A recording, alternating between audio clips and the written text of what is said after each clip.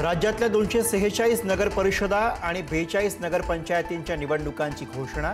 2 डिसेंबरला मतदान आणि 3 डिसेंबरला निकाल लागणार।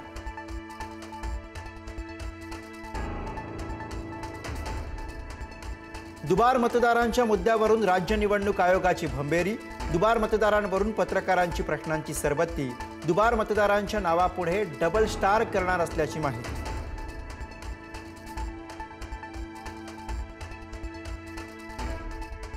निवडणूक आयोगाची पत्रकार परिषद पाहून तळपायाची आग मस्तकात गेली। राज ठाकरेंचा संताप।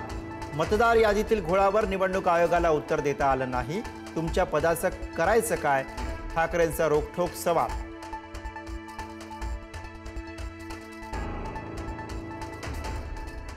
दुबार मतदारांचं नाव मतदार यादीतून काढलं गेलं पाहिजे। रोहित पवारांची मागणी।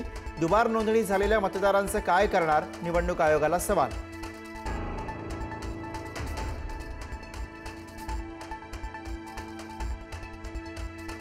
अंतिम मतदार यादीतील दुबार नावं डिलीट करावी। बुलढाण्यामध्ये 8000 मतदारांची दुबार नावं। शिंदेचे आमदार संजय गायकवाड यांची टीका।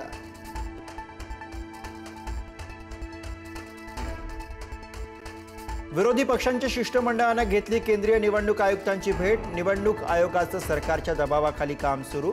मतदार याद्या साफ करूनच निवडणुका घ्या, विरोधकांची मागणी।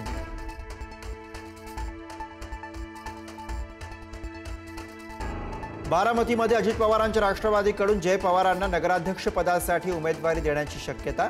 बारामती नगराध्यक्षपद सर्वसाधारण गटासाठी राखीव। जय पवारांचं नाव चर्चेत।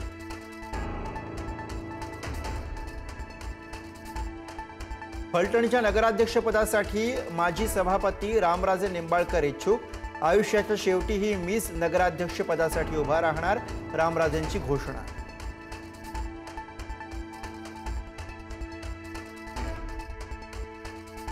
आजपासून इस्लामपूरचं नाव ईश्वरपूर।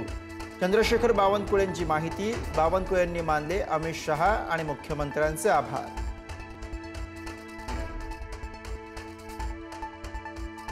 पुण्यातल्या बाजीराव मार्गावर भर दिवसा तरुणाची हत्या।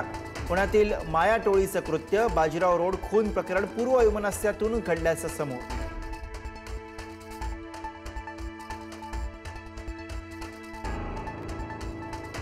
छत्तीसगडच्या बिलासपूरमध्ये भीषण रेल्वे अपघात।